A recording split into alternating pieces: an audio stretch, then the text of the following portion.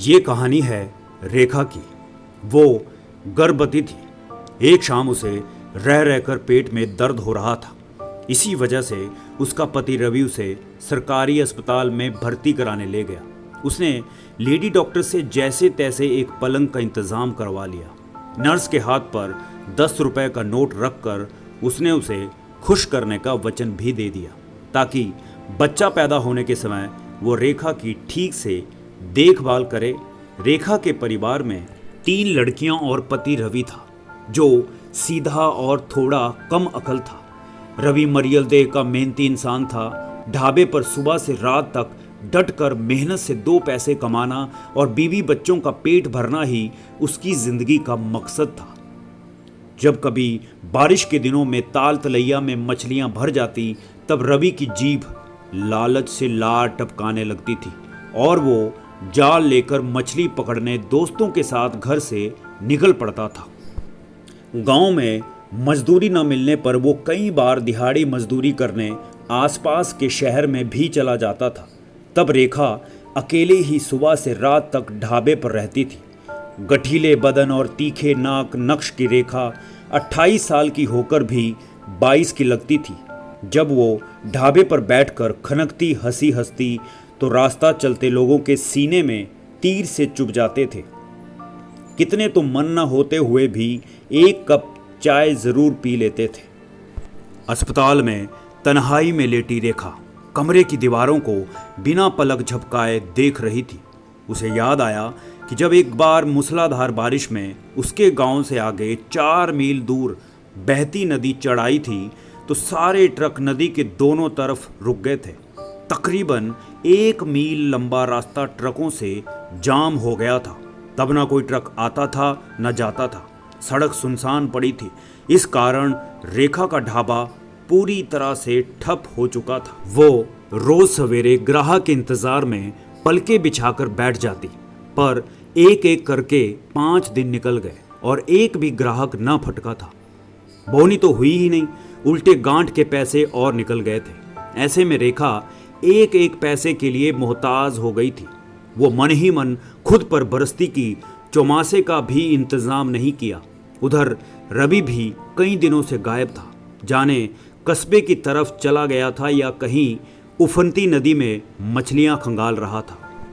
रवि का ध्यान आते ही रेखा सोचने लगी कि किसी जमाने में वो कितना गठीला और गबरू जवान था, लेकिन दारू पी पी कर उसकी देह दीमक लगे पेड़ की तरह खड़ी खड़ी सूख गई थी।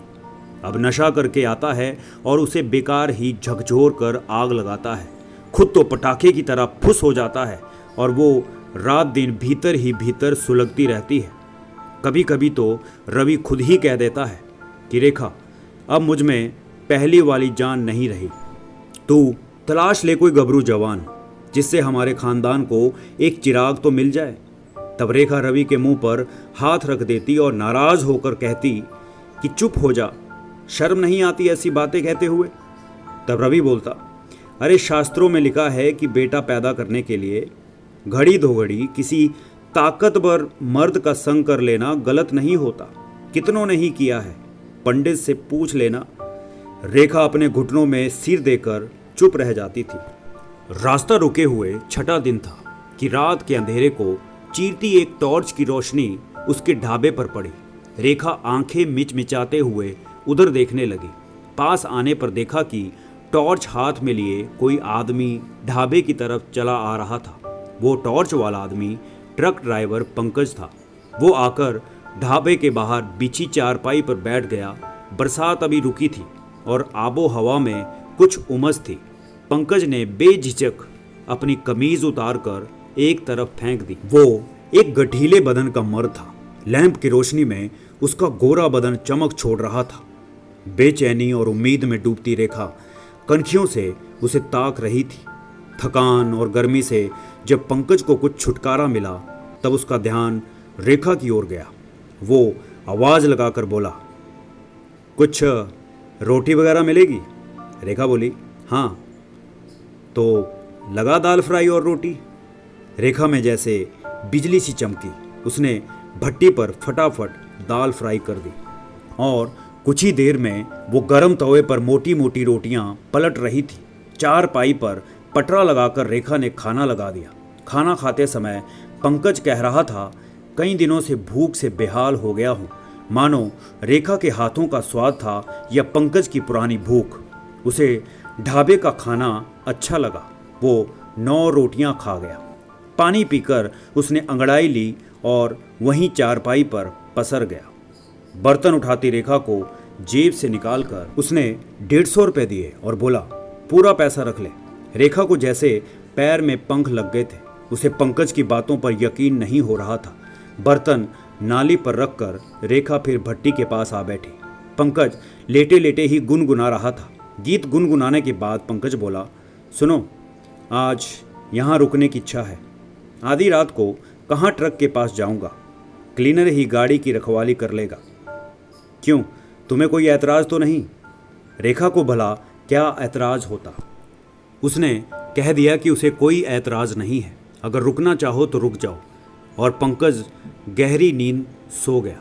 रेखा की तीनों बेटियां ढाबे के पिछले कमरे में बेसुध सोई पड़ी थी। रात गहरी हो रही थी। बादलों से घिरे आसमान में बिजली की चमक और गड़गड़ाहट रह रह कर गूंज रही थी। तब रात के 12 बजे होंगे। किसी और ग्राहक के आने की उम्मीद छोड़कर रेखा वहां से हटी। देखा तो पंकज धनुष बनाया हुआ चारपाई पर पड़ा था।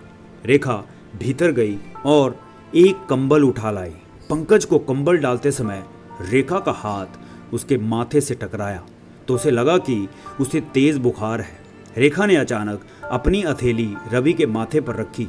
वो टुकुर टुकुर उसे ही ताक रहा था। उन आंखों में रेखा ने अपने लिए एक चाहत देखी। तभी अचानक तेज हवा चली और लैंप भभक कर बुझ गया। हड़बड़ाकर उठती रेखा का हाथ सकुचाते हुए पंकज ने थाम लिया। थोड़ी देर कसमसाने के बाद रेखा अपने बदन में छा गए नशे से बेसुध होकर उसके ऊपर ढेर हो गई थी। सालों बाद रेखा को बड़ा सुख मिला था। बोर होने से पहले ही वो उठी और पिछले कमरे की ओर चल पड़ी थी। उसने सोचा कि खुद रवि ने ही तो इसके लिए उससे कहा था, और फिर इस काली गहरी अंधेरी रात में भला किसने देखा था। यही सब सोचते सोचते वो नींद में लुढ़क गई। सूरज कितना चढ़ आया था। तब बड़ी बेटी ने उसे जगाया और बोली, रात का मुसाफिर 300 रुपये दे गया है। वो चौंकती सी उठी तो देखा पंकज जा चुका था। चारपाई पर पड़ा हुआ कंबल उसे बड़ा घिनौना लगा। वो देर तक बैठी रात के बारे में सोचती रही। 20 दिन बाद पंकज फिर लौटा और रवि के साथ उसने खूब खाया पिया। नशे में डूबा रवि पंकज का गुण गाता भीतर जाकर लुढ़क गया और रेखा ने इस बार जानबूझकर लैंप बुझा दिया।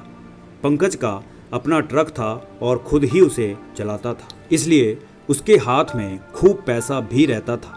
रेखा का सांचे में ढला बदन और उसकी चुपचाप रहने की आदत बहुत भाई थी उसे। रेखा अपने शरीर के आगे मजबूर होती जा रही थी और पंकज के जाते ही हर बार खुद को मन ही मन कोसती रहती थी। अब पंकज के कारण रवि की माली हालत सुधरने लगी। वो उसका भी गहरा दोस्त हो गया था। 2 लड़कों का बाप पंकज बताता था कि कितना अजीब है कि वो लड़की पैदा करना चाहता है और वो लड़के की इच्छा रखता है। रेखा चुप जरूर थी लेकिन अंदर ही अंदर खुश रहती थी। उसका 7वां महीना था। रवि के साथ आसपास के जानने वाले लोग भी बेचैनी से इस बच्चे के जन्म का इंतजार कर रहे थे।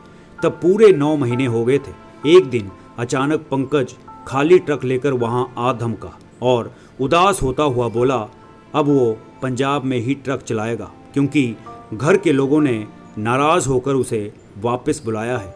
ये सुनकर रवि और रेखा बेहद उदास हो गए थे। आखिरी बार रेखा ने उसे अच्छा खाना खिलाया और दुखी मन से विदा किया। अगले ही दिन उसे अस्पताल आना पड़ा था। तब से वो बच्चा पैदा होने के इंतज़ार में थे। उसे दर्द बढ़ गया तो उसने नर्स को बुलाया। आनन फानन में उसे भीतर ले जाया गया। आखिरकार उसने बच्चे को जन्म दिया और बेहोश हो गई। कुछ देर बाद होश में आने पर रेखा ने जाना कि उसने एक बेटे को जन्म दिया। वो जल्दी से बच्चे को घूरने लगी कि लड़के की शक्ल किससे मिलती है, रवि से या पंकज से। तो दोस्तों आज के लिए बस इतना ही। मिलते हैं जल्द नई कहानी के साथ। धन्यवाद।